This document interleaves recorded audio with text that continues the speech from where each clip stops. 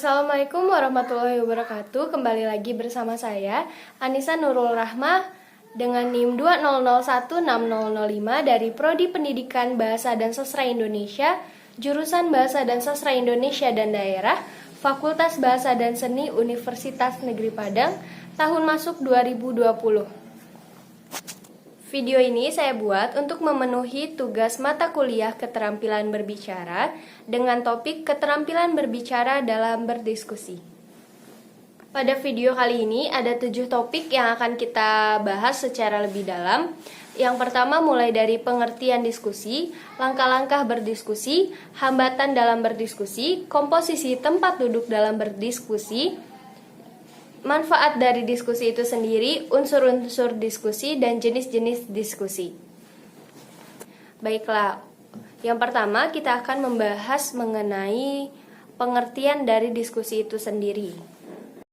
Diskusi berasal dari bahasa Latin, yaitu discutio atau discusium, yang berarti bertukar pikiran. Nah, pertanyaannya, apakah semua bentuk bertukar pikiran bisa disebut diskusi? Tentu tidak, teman-teman.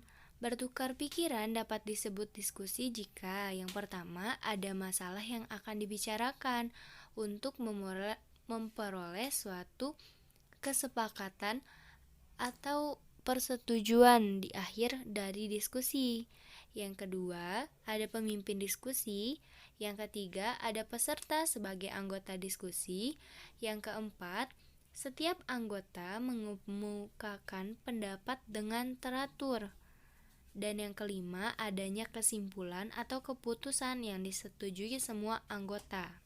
Jadi diskusi adalah bentuk bertukar pikiran dengan syarat adanya pemimpin diskusi, ada hal yang didiskusikan, dan ada anggota yang didiskusikan, dan lain sebagainya. Selanjutnya kita masuk pada poin yang kedua, yaitu langkah-langkah dalam berdiskusi. Teman-teman, dalam berdiskusi itu ada beberapa langkah yang harus kita pahami agar diskusi berjalan sesuai dengan apa yang kita harapkan. Apa saja langkah-langkahnya? Nah, dalam berdiskusi ada 7 langkah nih teman-teman. Yang pertama, pemimpin diskusi membuka dan menjelaskan peraturan dari diskusi. Kedua, pemimpin diskusi menyajikan topik yang akan didiskusikan. Ketiga, mengumpulkan dan mempertimbangkan pendapat dari anggota diskusi. Yang keempat, memperluas diskusi dengan pertanyaan. Yang kelima, pemimpin mengemukakan kemungkinan untuk memecahkan masalah. Yang keenam, peserta memberikan tanggapan mengenai pemecahan masalah yang tadi dikemukakan oleh pemimpin diskusi. Dan yang terakhir, mengambil kesimpulan diskusi dan kesepakatan yang telah disepakati bersama. Setelah mengetahui pengertian dari diskusi, langkah-langkah dalam berdiskusi, selanjutnya kita masuk pada poin ketiga, yaitu hambatan dalam berdiskusi. Nah, teman-teman, dalam berdiskusi seringkali kita menemukan beberapa hambatan yang membuat diskusi itu menjadi tidak sesuai dengan apa yang kita inginkan, sehingga tujuan dari diskusi itu sendiri tidak tercapai. Apa saja yang termasuk dalam hambatan dari diskusi? Mari kita bahas. Yang pertama, sikap agresif dan reaksioner.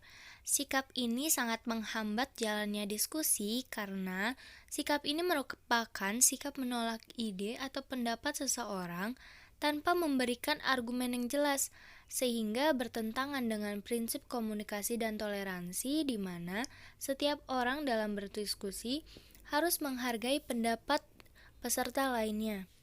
Yang kedua, sikap menutup diri dan tidak menghargai pendapat orang lain. Sikap seperti ini cenderung sangat menghambat jalannya diskusi, karena sikap menutup diri berarti tidak mau berpendapat dan diam saja dalam berdiskusi, sedangkan dalam berdiskusi diminta pendapat dan saran untuk mencapai suatu tujuan, sehingga tercapailah suatu kesepakatan dalam berdiskusi.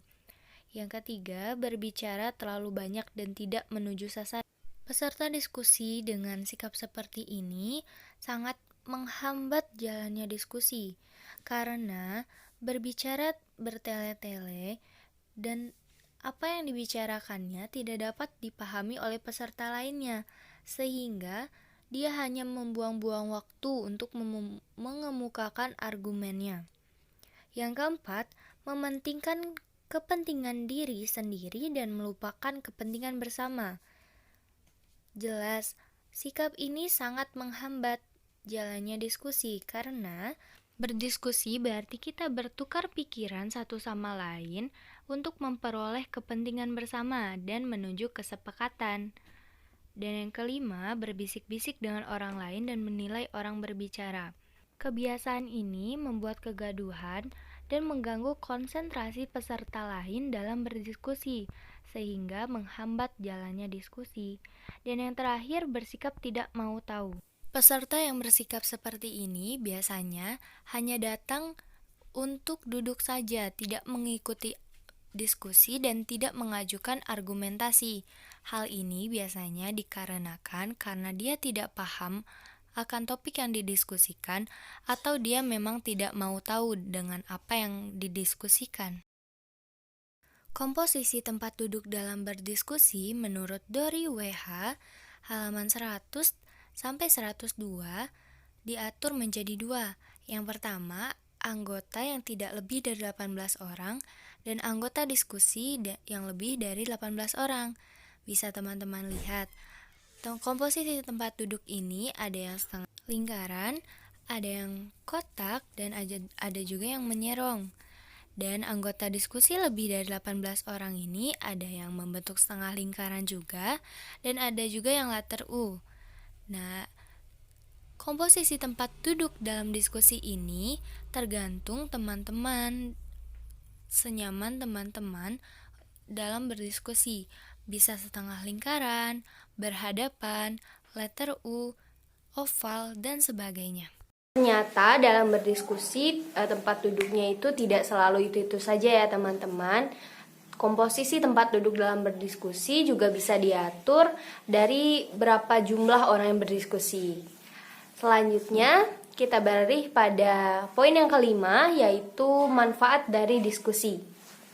Nah, manfaat berdiskusi yang pertama adalah pelaksanaan sikap demokrasi.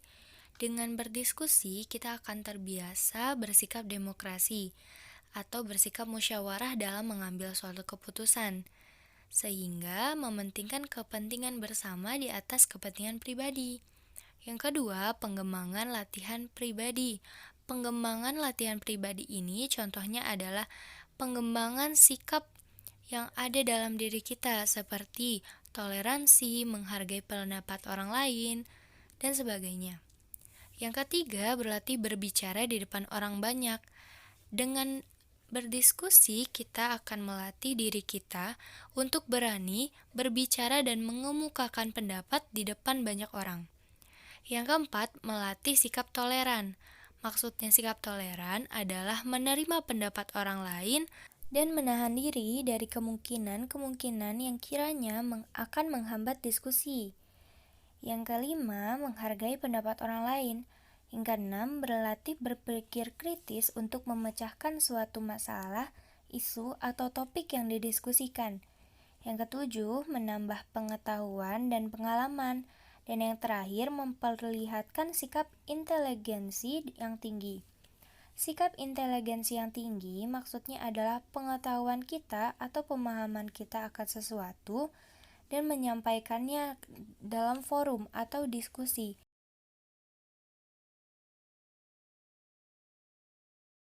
Itu tadi beberapa manfaat dari berdiskusi. Selanjutnya kita masuk pada topik yang keenam, yaitu unsur-unsur berdiskusi. Nah teman-teman, tahu nggak sih apa saja unsur-unsur yang dapat mempengaruhi diskusi itu sendiri? Untuk lebih jelasnya, mari kita bahas. Nah, unsur diskusi yang paling utama adalah unsur manusia. Karena manusia merupakan subjek yang akan menjalankan diskusi.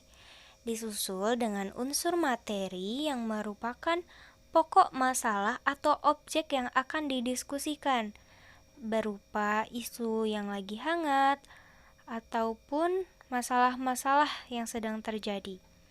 Yang ketiga, unsur fasilitas. Unsur fasilitas tidak kalah pentingnya nih, karena unsur fasilitas meliputi alat-alat diskusi, alat pandang atau dengar seperti infokus, speaker, dan lain sebagainya, serta tempat diskusi. Intinya, fasilitas yang menunjang jalannya diskusi tersebut. Itu tadi 3 unsur yang mempengaruhi jalannya diskusi. Selanjutnya, kita beralih pada poin yang terakhir adalah jenis-jenis diskusi. Nah, yang pertama, diskusi kelompok.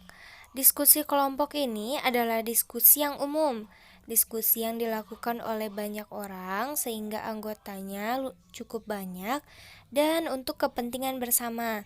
Contohnya seperti misalnya dalam pembelajaran bahasa Indonesia di kelas, guru membuat satu masalah yang harus dipecahkan oleh murid dalam kelas tersebut. Nah, karena murid dalam kelas tersebut banyak dan sulit untuk diskusi, maka guru membagi beberapa siswa dalam kelas tersebut menjadi beberapa kelompok. Misalnya 4 kelompok, di mana satu kelompok itu terdiri dari 7-8 orang. Yang kedua itu diskusi panel dan panel kelompok. Diskusi panel ini bisa juga disebut diskusi panelis, di mana panelis ini adalah orang yang ahli di suatu bidang.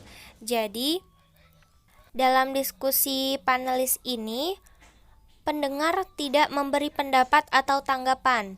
Jadi yang berperan dalam diskusi panelis ini hanya pemimpin diskusi dan panelis itu sendiri, seperti misalnya ahli di bidang kesehatan.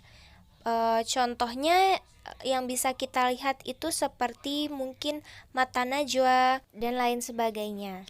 Nah, yang ketiga itu ramu pendapat.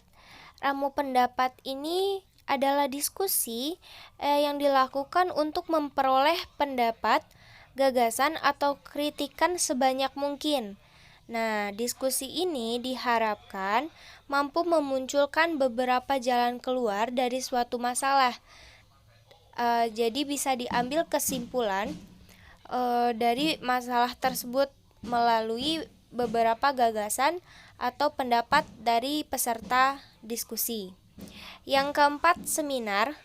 Seminar ini merupakan diskusi yang membahas mengenai suatu masalah tertentu dan diakhiri dengan kesimpulan atau keputusan atau saran atau jawaban-jawaban dan lain sebagainya. Yang kelima, simposium. Simposium ini adalah diskusi di mana peserta mengemukakan pendapat kepada pemerasaran. Jadi kalau yang tadi seperti diskusi panelis itu panelis atau orang ahli di bidangnya yang mengemukakan pendapatnya dan audiens atau pendengar hanya diam. Sedangkan di simposium ini peserta mengemukakan pendapatnya kepada pemerasaran. Jadi seperti kebalikan dari panelis. Selanjutnya yang keenam, kolokium. Kolokium ini adalah bentuk diskusi secara langsung. Jadi langsungnya itu dimaksudkan dengan langsung tanya jawab tanpa adanya penyajian materi atau presentasi. Jadi dalam diskusi tersebut sudah dihadirkan ahli di bidangnya, ahli dalam masalah yang akan dibahas. Jadi audiens atau peserta diskusi itu langsung mengajukan pertanyaannya kepada ahli tersebut tanpa adanya presentasi ataupun pengungkapan materi sebelumnya. Yang ketujuh adalah lokakarya. Nah, lokakarya ini istilah lainnya adalah workshop. Workshop ini merupakan diskusi yang dilakukan dan diikuti oleh ahli di bidang tertentu atau pekerja yang sesuai dengan tema workshop. Seperti misalnya dalam situasi seperti ini, bisa kita ketemukan beberapa workshop mengenai jual online, cara-cara atau tips-tips untuk memulai jualan online di tengah pandemi dan lain sebagainya. Yang kedelapan adalah mimbar film. Mimbar film ini adalah diskusi yang dilakukan oleh orang-orang yang ahli dalam pembuatan film, misalnya sutradara, produser, ataupun pengamat film. Nah, gunanya mimbar film ini adalah untuk mempertimbangkan sebuah film apakah layak untuk ditayangkan atau tidak. Nah, yang terakhir ada debat. Debat ini merupakan diskusi di mana adu pendapat antara tim pro dan tim kontra. Tim pro adalah tim yang mendukung suatu masalah yang diperdebatkan, sementara tim kontra adalah tim yang menentang masalah yang sedang diperdebatkan. Namun, akhir dari debat ini juga ada kesimpulan atau keputusan. Itulah poin-poin yang sudah kita bahas secara lebih dalam topik keterampilan berbicara dalam berdiskusi. Semoga video ini bermanfaat untuk teman-teman dan sampai jumpa di video-video selanjutnya.